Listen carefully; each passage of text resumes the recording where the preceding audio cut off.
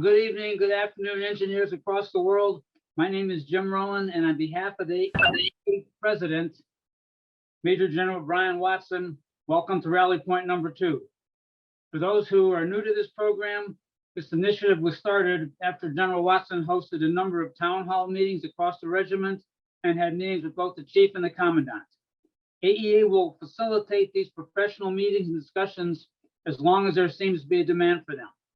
Rally Point 1 was a discussion on river crossing operations. It was led by the 36th Engineer Brigade. It was well attended.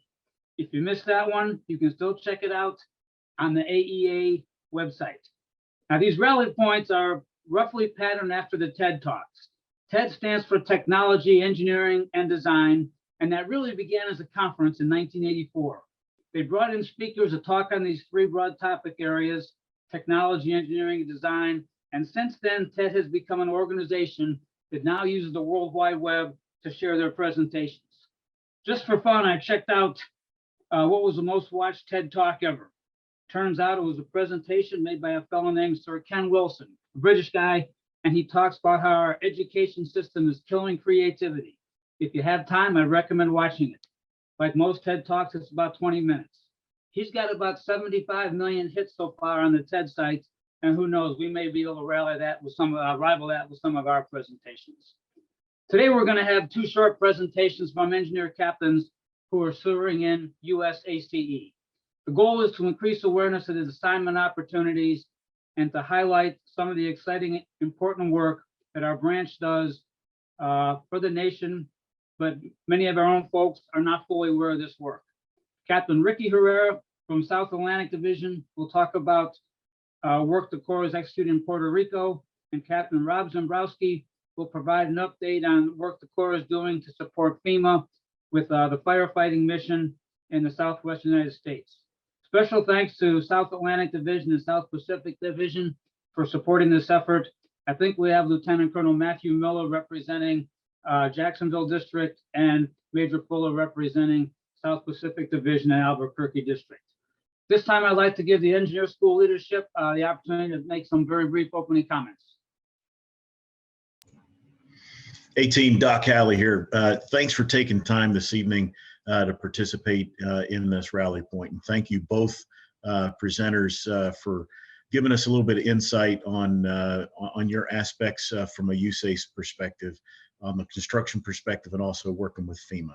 And again, Jim Rowan, thank you for hosting this evening. And Dave, again, thank you very much for helping us coordinate these rally points. So Jim, back over to you. Thanks. Okay, thank you. Each presentation today will be about 10 to 12 minutes, and then we'll try to take a limited number of questions at the end of the presentation. If you want to ask a question or make a comment, please try to use the chat feature in Zoom. When it's time for questions, I will try to summarize some of the questions and ask them to the presenter. We'll start with Captain Ricky Herrera. Captain Herrera has served with both the 20th Engineer Battalion and with the 9th Brigade Engineer Battalion, where he commanded a company in 2nd Brigade, 3rd Infantry Division. He has completed a combat deployment to Afghanistan and a rotational deployment to Europe.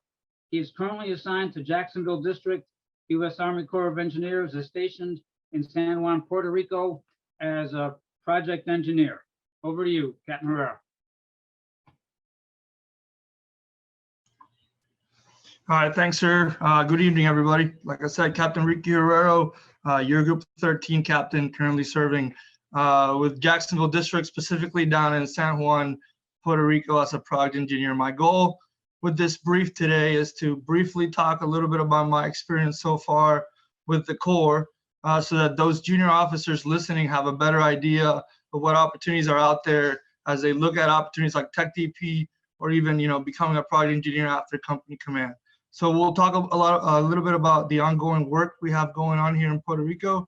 We'll talk a little bit about the, tactical side of the house. Being a company commander, for example, can translate to being a project engineer. And we'll finally talk a little bit about what I think it's beneficial for military officers working with the Corps, and also what we can contribute to the USACE mission. So without further ado, sir, if you can hit the next slide. So Like Colonel Rowan mentioned, I'm currently a project engineer working basically or mainly on the military side of the house in IIS. This is basically how we're structured right now, or the ongoing work we have in Puerto Rico. If you hadn't seen the island of Puerto Rico, that's what it looks like. You also can see here that we have work going on in the Virgin Islands. So the Antilles Area Office covers basically the entire Caribbean. The circles in yellow is the ongoing projects, which sum up to almost $100 million worth of work. And we have a lot of work coming our way. We expect up to almost $500 million worth of work to come down here. So we're gonna be really busy. Our office here, the resident office, focus on MilCon and IIS. It's only 11 people with a GS-13 resident engineer leading our team. So as you can see, we have a lot of work, interesting challenges going on, and we'll talk a little bit about 3 of them that I've been working on. Next slide, please. The first one is the one that I've been spending the most of my time lately, which is Army Family Housing Project. It's pretty interesting because I think this is probably the only housing project going on within the Corps. So here in Fort Buchanan, San Juan, Puerto Rico, we are basically working on demolishing and rebuilding 26 new houses. If you've been to Fort Buchanan, you know it's a small post. So this housing project means a lot to the community and to the garrison. It's a design bid build program, basically working with a local contractor. We gave them the notice to proceed back in October 2021. As of right now, it's a $24 million contract, but we expect in the next week or so to go up to 32 with 9 additional houses being approved via option. In general, you know, demolishing 27 houses, building 26 new ones, and supporting facilities, doing the landscape playground for the kids. It's a great project because you can see how it'll benefit not just the garrison, but the soldiers, airmen, and sailors that live here on post. Next slide, please. The second project that I'll talk to you about tonight, it's Army Reserve Center in Aguadilla, which is all the way on the west side of the island. This project, another design bid build contract, working with a local contractor as well, started back in 2019, and we recently just completed it. We're currently in the process of handing it over to the 81st Readiness Division, which is the reserve kind of end user responsible and owning the building. It's an $18 million contract, and as you can see, it's basically a building for a company-sized element, 150-member element. In this case, it's a signal company. And the picture on the bottom left, you can see it has a concrete pad for their equipment. It's a training facility for them to execute their drills. It also has an arms vault, has a gym, and it has a office space and administrative spaces and classrooms for their training. Next slide. The third project is another reserve center here in Fort Buchanan as well. This one, it's a 2-story building built for 1,000 soldiers for the first MSC. Although it's a reserve center and a training facility as well, this one only has office spaces and classrooms for drill. Will be one of the future projects is an ops building that will include the arms vault for the units using this building. We gave them notice to proceed back in 2019 as well, and we're about 85% complete on this one. It's a $19 million contract that we expect to hand over to the end user by the end of the year. Next slide. This one right here, although I've been mainly working on the civil works side of on the military side of the house, there's a lot of work going on the civil works side. Some of you might know, after Hurricane Maria, Puerto Rico received almost over $3 billion worth of funding via the Bipartisan Budget Act of 2019. All that money is going into flood risk management projects, and here on this slide you can see 2 of what we call the big three projects going on in PR. The one on the left side in Rio de la Plata in Dorado, Puerto Rico, it's a project basically we're widening channels, adding levees to the system so we can protect the community. You can see in the picture on the top left. What's cool about this project, you can see on the bottom picture that we're using erosion control measures to protect the bridge that crosses from one side or the other of this river. It's called the ACBM. articulated concrete block mat, basically a bunch of CMU blocks connected in a mat, and it helps control, it helps fight the erosion and protects the structure, in this case of the bridge. The one on the right side, Rio Puerto Nuevo, is about a $1.5 billion project split up into, I think it's 7 contracts. This one's a big one because I was, born and raised just 5 minutes away from this project, and it's ongoing. It's pretty amazing. In this project, we're also doing a lot of, channel restoration, channel widening, improving several bridges. And it'll basically, in the end, it'll save, I think it's up to $125 million annually in economic benefits, and it'll be protecting over 250,000 residents of the community. So a lot of work, kind of, it's special to be not just working for USACE, but in this case, at home and seeing the benefit that it brings to the place that raised me. Next slide, please. So in this slide, I was trying to kind of show for those lieutenants, platoon leaders, XOs, and even company commanders listening, kind of show how that job correlates very directly to working with the Corps.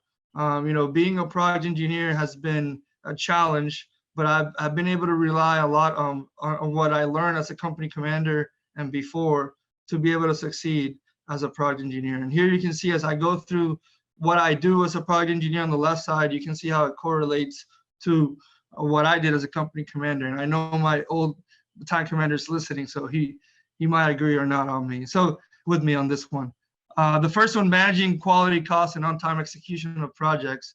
Basically, that is bottom line what you do as a project engineer. Ensure, the quality of the project's up to par, you're not going over cost, and you're staying on time. Doing all this safely, obviously.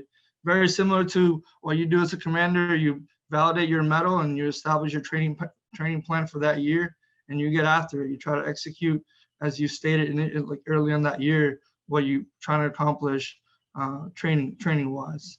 How do you do that? So you're constantly monitoring and reporting, the progress of that project against your schedule. You're comparing it to what the schedule says, and you're ensuring you're meeting that contract specifications. The same thing you do with your weekly training meetings and bi-weekly training meetings with your battalion, ensuring that you're on glide path, what you established earlier that year. Following that, you're in charge of the quality assurance of your project, right? So you'll have hopefully several members of your team helping you execute quality assurance, and that might be quality assurance on mechanical engineering side, electrical engineering side, but you're making sure that they're doing their required inspections, to make sure that the contract is up to par, following the standard and what the specs say. Same thing we do as commanders and leaders on the tactical side. We go out to the field with our subordinate units and make sure that they're executing the training as we planned. Additionally, we're constantly, especially here in Fort Buchanan, we have DPW, right? So we're constantly coordinating government inspections to make sure we're in compliance with the specs, with their regulations, safety measures, and environmental concerns. Right now, we had a lot of rain the past 2 days, so we had DPW come over to our project, both days to make sure we're following erosion control measures according to their, expectation. After that, we're also responsible for, executing our progress meetings. So we meet weekly, and as a project engineer, you're the one responsible for having the contractor, the quality control manager, your side of the house, your team present, so you can discuss and get on the same page. Same way we do on the tactical side with our training meetings and sync meetings with our organization. The sixth element here, kind of an important one, is you're the leader of the project, so you have to enforce the safety at all times. And we use what are called activity hazard analysis, and these are basically the same as doing deliberate risk assessments. So as a project engineer, you're responsible for ensuring the safety officer on the contractor side is submitting and following these activity hazard analysis constantly, every day, making sure everybody's in the same uniform or wearing the PPE that's required. very, very similar to what we do on the military side of the house. And finally, this is kind of, a sensitive subject for a lot of you probably, but, on the tactical side, we use DTMS we're supposed to use DTMS for almost everything. And USACE, we have RMS, Resident Management System. Everything that has to do with a project, you can find it there. And as project engineers, it's our responsibility to make sure everything's updated so that our bosses can stay up to date on what's going on. Everything related to the project, being financial procedures or modifications, daily reports, everything's done via this system, and it's important to keep it up to date. Next slide, please. I want to end up my brief with this slide because I think this is what I think we benefit from by working with this team. On the left side, you can see that, the first one being exposure to USACE mission early in your career. It's my opinion, right? But I think as we go up in rank, our command opportunities, even though we strive to compete for battalion and brigade command, the reality of it is a lot of us might end up commanding districts, and if having this exposure earlier as a captain or as a lieutenant, you have a little more insight as to what the USACE mission is, even if it's at the lowest level, like me right now at a project site. It kind of gives you a little more insight, and it might benefit you in the long run. There's some district commanders probably listening that might agree or not, but that's just my opinion. In terms of professional development, I think, I've talked to some of my peers that are either, armed or infantry, aviation, whatever, but they're extremely jealous of the opportunities we have within the regiment. In this case, joining USACE, right? We get the opportunity to kind of, this is as close as you can get to working in private industry and further develop your organizational and project management skills while still wearing the uniform. And it's extremely beneficial for us as we take that back to the tactical side of the house and continue to develop as leaders. This experience has definitely helped me develop further in these two aspects. The third one is credentialing opportunities. If you're looking for that experience to get your PMP, the FE, PE, or even Lean Six Sigma, not just the experience, but the funding for for the schooling and preparing for these tests, USACE provides that for you.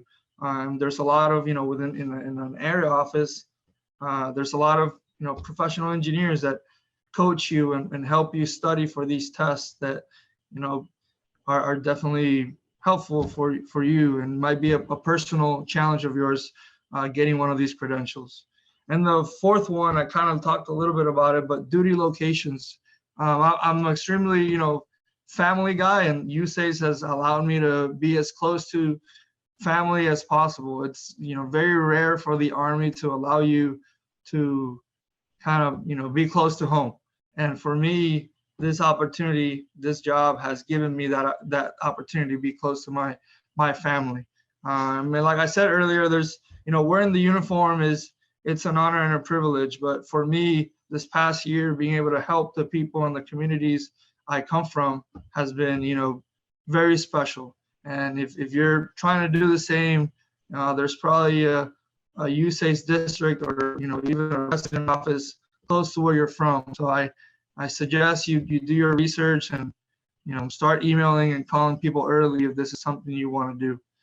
I want to end my brief with the contributions. I think coming directly to a project office or an area office, you're definitely not expected to be a technical SME. Absolutely not. But you are expected to be a leader. Whether we like it or not, leadership is what we do. And that is something very important that we bring to the table, and we have to understand that. Our military careers, even as a lieutenant, you're leading up to more than 30 people. There's people here in this office that have never led someone. So those skills and those lessons learned greatly impact the success of not just your project team, but also the resident office and the area office. So if you end up doing this job, understand that, and that is the legacy that you're going to leave behind when you leave the USACE team. finding a military perspective, that outsider perspective, that different set of, that different mindset. It also helps the team. The construction, you're going to face challenges constantly, and us as military officers are used to that. So having that mentality, having that resiliency is going to help the team, especially, being a military officer benefits greatly on MILCOM projects, because we have the same mindset as a lot of the end users. So we can, help the team understand why we're doing what we're doing, and that's really important. But sir, that's my quick brief. I think it's more important if we just get ready for questions, and but that's all I got for in terms of my brief, sir. Over to you. All right, Captain Herrera, really outstanding job. Thanks. I really appreciate your crosswalk on the company command versus USACE task. Anyway, we got a couple questions out there. You can probably see them in the chat room. What would train? Everybody else could mute, it'd be helpful. Anyways, one of them was from Colonel Barker. He wanted to know if you attended any USACE Purple Book courses or if there's any to recommend. And another from Major Chris Jacobs was there any self-development that you did or wish you had done as part of preparing for this assignment?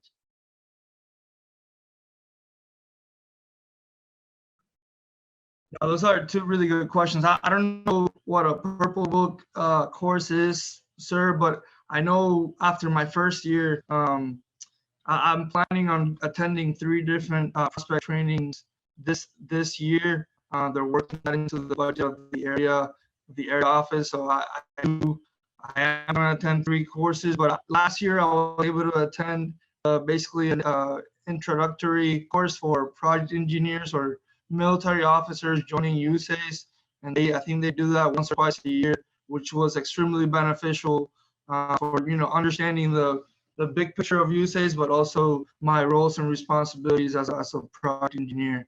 In terms of self-development, so I was basically asking people what was expected of me as a project engineer, but kind of similar to the tactical side of the house, you come into a job and you're expected to learn quickly. So again, you're not expected to be a technical expert, but once you come in, the team here has done a great job, coaching me and teaching me and letting me know what's expected of me. So I wish I would have done probably some self-development to prepare myself best or better for this job, but I didn't. Okay, thanks. I think you hit the nail on the head with the Purple Book prospect courses. Those don't know, the Corps of Engineers has these prospect courses, proponent, sponsored, engineering, training, something. They're world-class courses in a number of technical subjects.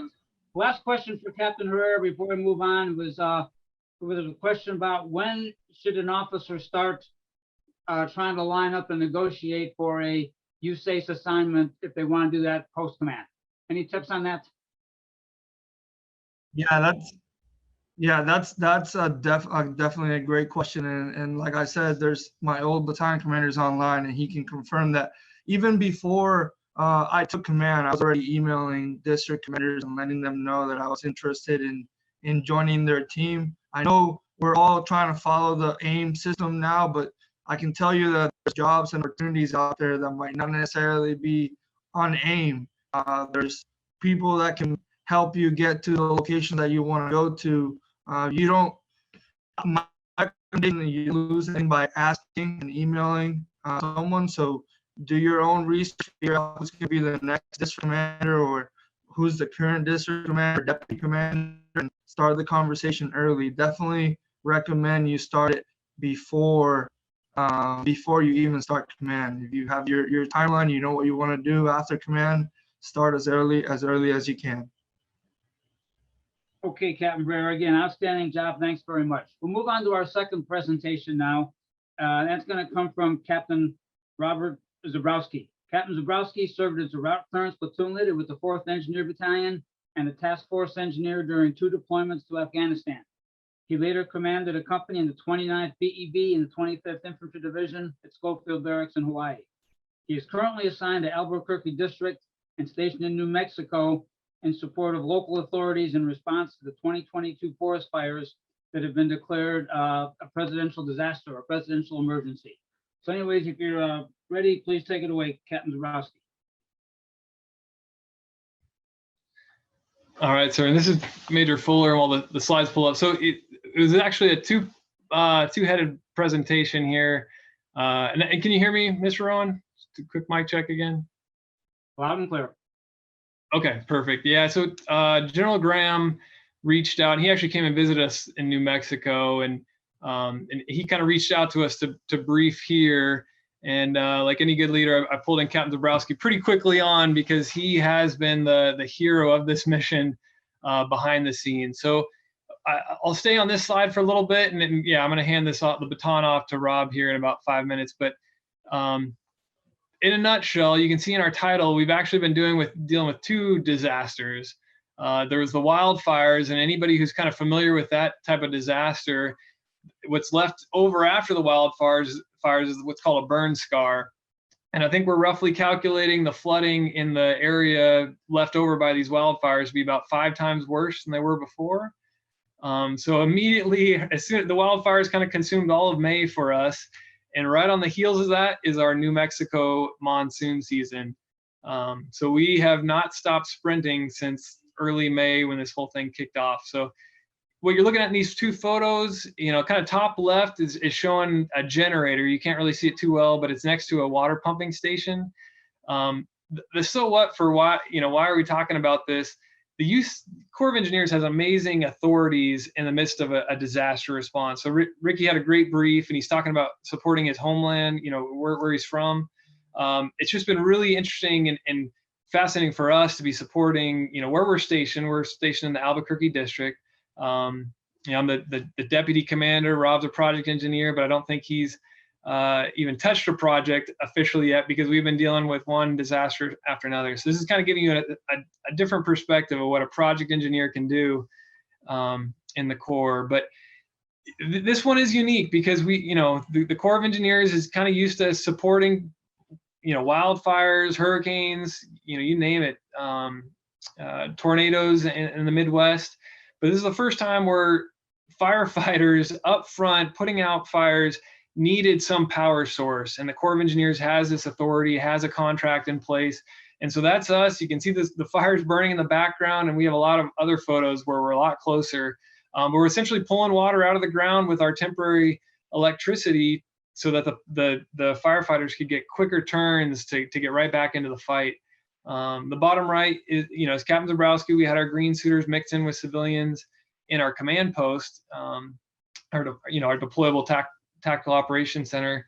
And then in the top right and the bottom left is, again, that flooding was going to happen right on the heels of the wildfires. So we were able to go out in the top right with a contract, pulled in small businesses, and we're putting in these gabion structures. We have 3 in a row that look just like that, and they're working beautifully. So much so that the President of the United States was actually out here, and our commander had to give him a brief on, how the heck did you guys, we authorized you to do this, and within weeks, you had these structures complete. And we're still working the mission.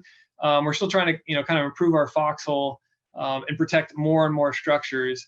But it's been a sprint. And then the bottom left is showing the National Guard, again, with our authorities to put in technical expertise. We said, hey, if you want to protect this structure, here's some HESCO baskets. Most of us are familiar with those.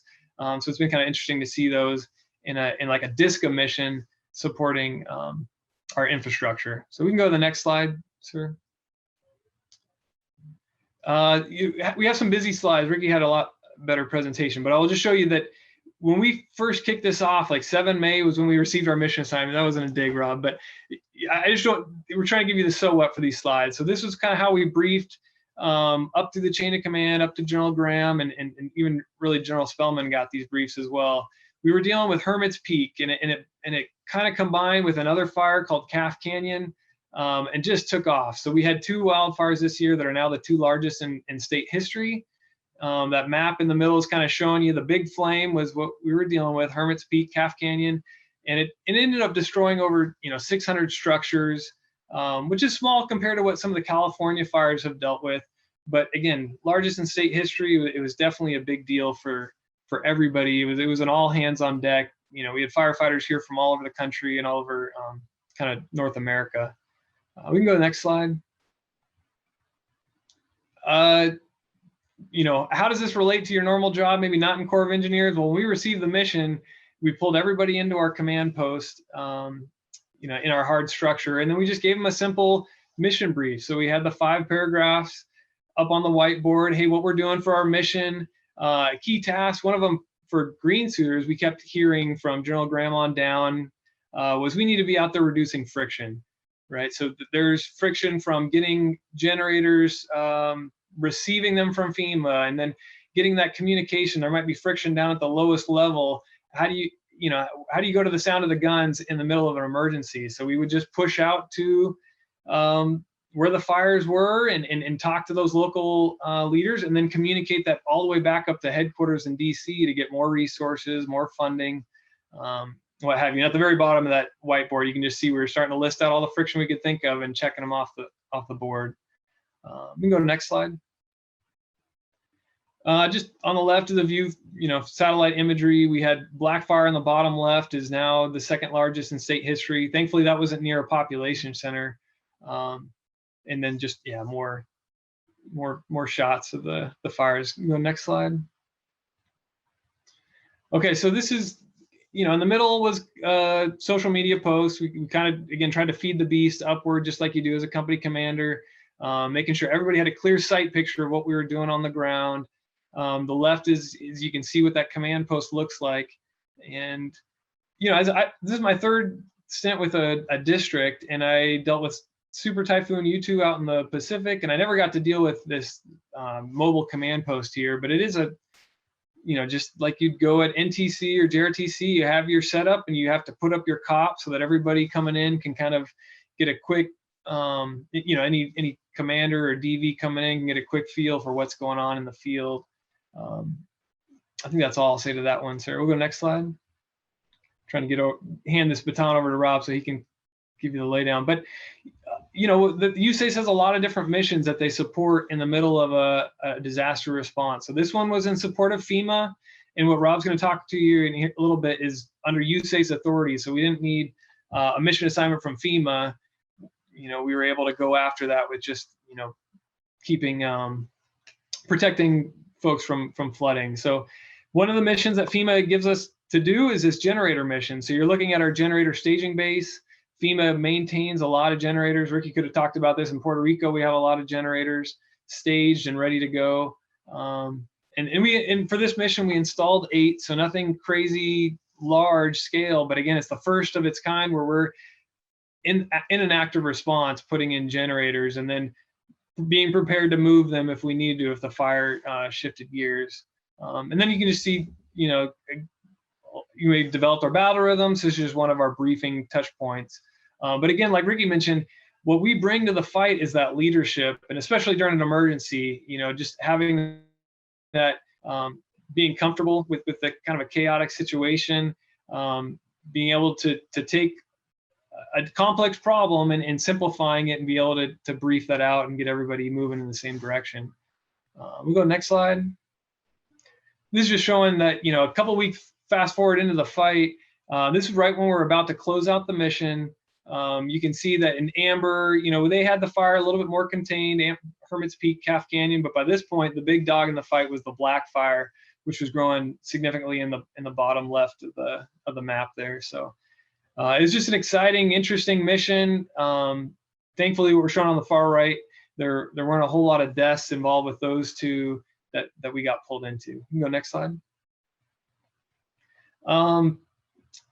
You gotta love GIS, gotta love maps. The civilians kind of joke that, oh, there's Major Fuller in another map. So we have GIS employees on staff, got them spun up pretty early on in this process. So we were generating a new map every day as the fire grew, as we would get a generator installed, or we do another assessment. We're just kind of keeping this updated and plotted in our talk. New Mexico is very unique. So in orange on this map are all the different Native American tribes that we interact with. You can see the little red castles all over here. So we have different project sites or dams that the Corps of Engineers oversee. And so yeah, it's just a lot of different players involved in this. And so when we were briefing out, we had like 5 different lines of effort at one point, where one of them would be the temporary emergency power response, but we were also tracking very closely that fire to the far left that was getting close to Cochiti Lake. And so we have, park rangers out there and mechanics, and it's a flood fight mission out there as well. So we were constantly reporting out on the status and concerns we had of the Cochiti Lake project office. And we're constantly tied in with those tribes, as well as they're looking for support from the Corps of Engineers. And I think the last thing I'll take away or leave you with on here is, to the right of that fire in the middle is a town called Las Vegas. So Las Vegas, New Mexico, we always had to specify, we're not talking about the Las Vegas. But Rob, I believe there's like over about 16,000 people that are on that side. So there's a huge scare with the wildfires. They all abandoned their homes, and again, over 600 were lost. But then at some point, they have shell shock from that. We had to say, okay, by the way, you're about to deal with the worst flooding in state history, because all that now that was red is now what's called a burn scar, and it's going to be about 5 times faster. The ground just does not absorb water like it used to. And oh, by the way, we have monsoon season that runs through September. So we are not out of the neck of the woods. I mean, they've had a little bit of flooding, but we are constantly trying to improve that foxhole. So with that, I think we can go one more slide, sir. And this was our briefing tool. So it's busy. You're not going to be able to absorb all this, but we kind of tracked where we're at each day. And you can see on the bottom right, 26 May was when we were going to demob from the contractor. And we, accountability as a company commander, platoon leader is critical. Trying to track different assets coming in and out of the response was a daily, all day task. So this was kind of a way to show, hey, what are we installing? Where's everyone at? And what do we anticipate in the days to come? So, Rob, I'll hand it off to you to talk through again. And I guess so with the fires, I was the power mission commander, which was a new role that we kind of established this season through the Pittsburgh district. And Rob was my assistant. He was my right-hand man everywhere that I was not. Friction fighter extraordinaire, but his official title was the mission liaison officer.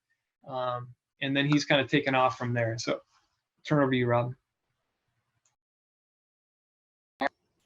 So I was a mission liaison officer, again, as his right-hand man. I was facilitating reporting up and down. When he was gone, I was taking over and just make sure that communication was flowing.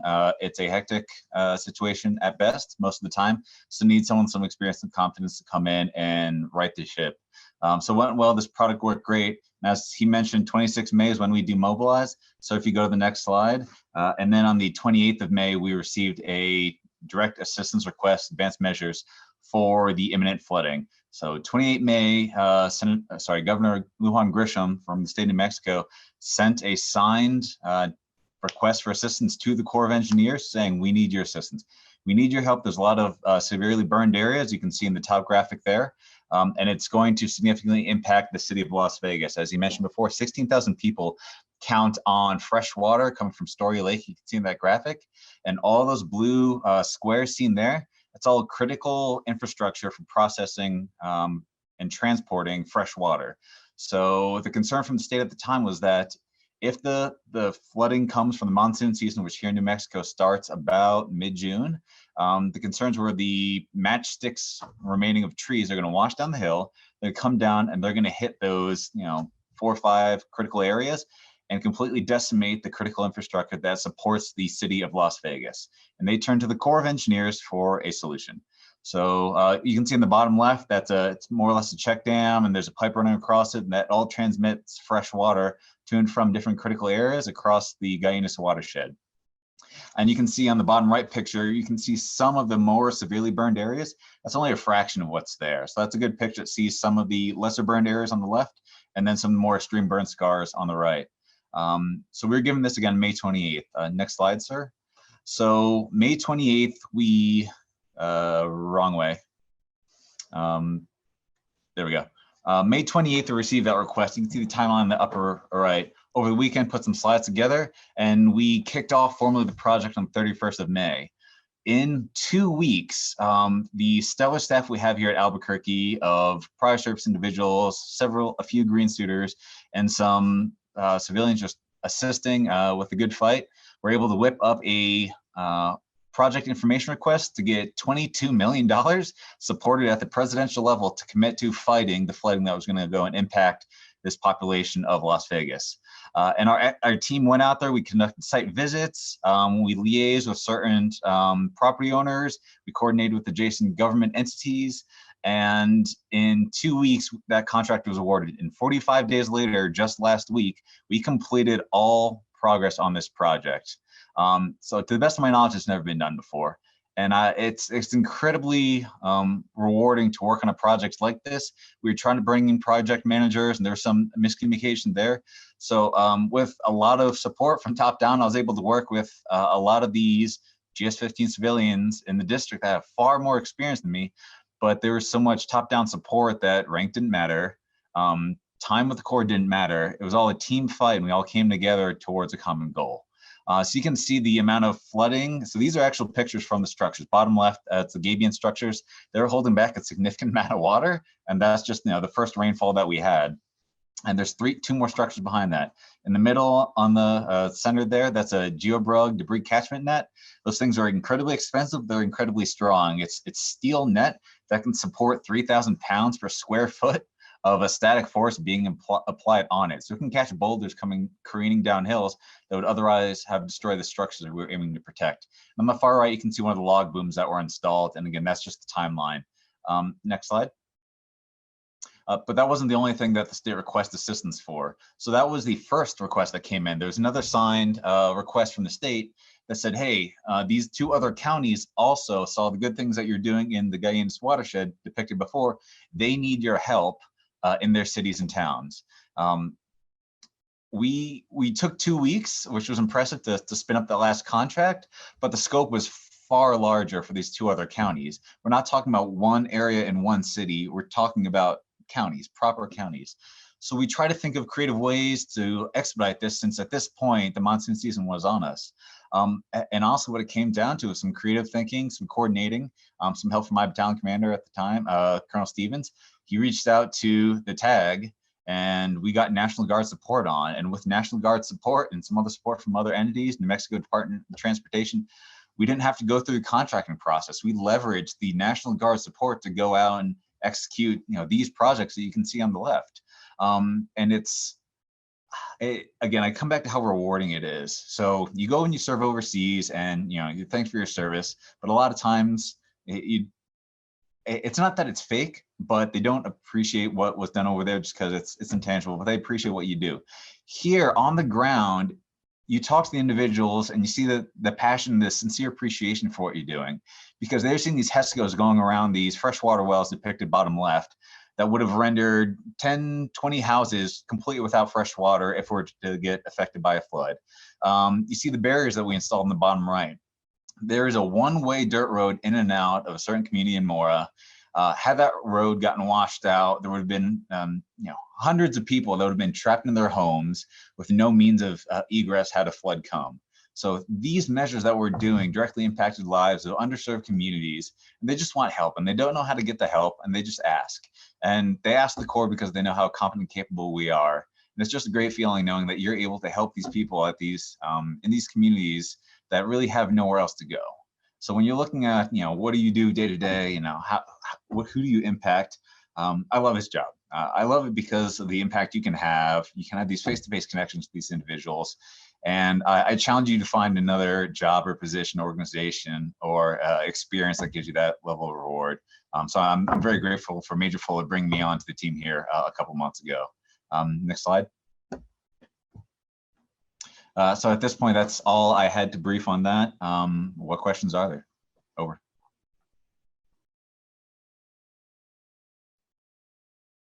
All right, Major Fuller, Captain Zabrowski, again, outstanding job. I think I don't see any questions popping up in the chat room at the minute, but I will say I think you did a nice job of highlighting some of the USACE standing authorities and public law missions we have versus the mission assignments. Very, very, very important legally and financially as the Corps works these projects. And I think both presentations today really highlighted how rewarding it can be, to work in the U.S., in the homeland, in support of our own people in our nation and our projects. And I thank you both for doing that. You know, we're going to wind down here in a minute, and I want to say I think there's a couple points that I think we should emphasize tonight. One is that, you know, these opportunities, these professional developments, whether it's tech DP or short-term assignments, whatever, with USACE are a really unique professional opportunity, an incredible broadening assignment for junior leaders. As someone mentioned before, most of us in our careers didn't work with the Corps until we were very, very senior, and we were doing some of this disaster response stuff, discovery learning as colonels. You guys have a big leg up. I will tell you, USACE is unlike any organization. Our branch is unlike any other branch. USACE is a world-renowned engineering organization. It is the nation's engineers, the people the president calls. We are a leader in engineering research and innovation. We're able to understand respond with our internal authorities, and in many ways, it's similar to a top-tier Fortune 500 company. We're going to continue to do these rally points. We need help. We need help with topics. So if you have a topic you'd like to hear about, or you know someone who'd be a great presenter for one of these, please share with any of the AEA leadership, and we'll get these on the schedule. And again, we only want to talk what the field is interested in hearing. So we certainly need your help with that input. We're going to try to start awarding professional development credit for this. So anybody, if you have a certification, if you're a PMP or something, let us know. And if you want, we can send you a 1-hour PDH for this, so you can send it off to your sponsoring organization for credit like that. I'm going to pause for a minute just in case anybody else has any final comments I'd like to make, any of the senior folks on here. And again, many, many thanks to our presenters and their leadership. I will be sure to talk to Colonel Ganton, General Kelly, General Graham, General Spellman, and let them know how professional and how well done and well prepared this was. Anyways, I'll pause now for any closing comments somebody wants to make them. Hey, Ron DeBerry, real quick, you know, that somebody asked about training courses out there. You know, DAU has the FE 101 and 201 course, facilities engineering. They're pretty good background courses. The 201 is actually the DIWEA 2 certification course for facilities engineers. Those are worth looking into. Yeah, very good, Ron. Most of that defense acquisition unit stuff is online and is free. So Those two courses are the online courses. okay. Last thing I'll say is that if Colonel Dave Tyson from AEA Executive Director has any comments, or if anything back from the school before we hang up. No, just like to thank everybody for registering and participating. Hey, Jim, Sean Halley here. Hey, I do want to thank our presenters for sharing their experience and their information. Absolutely fantastic examples of mission, command, and leadership from USACE and how it's applied from tactical perspective back into the USACE arena. And for Major Fuller and Major Zembrowski, I really appreciate the help in Santa Fe, because my aunt still lives in Santa Fe. So every week when we corresponded, she gave me the update on how close the smoke was getting to her house. So thank you for putting out the smoke, gentlemen. Out here. And everybody, thanks for your participation again today. And I'll tell you what, if you heard those presentations and you're not a little bit envious of Captain Herrera, Captain Zembrowski, Major Fuller with the missions they have and the work they're doing, then you may be in the wrong business. But anyways, thanks to all, and I'm signing off from this end. Good night.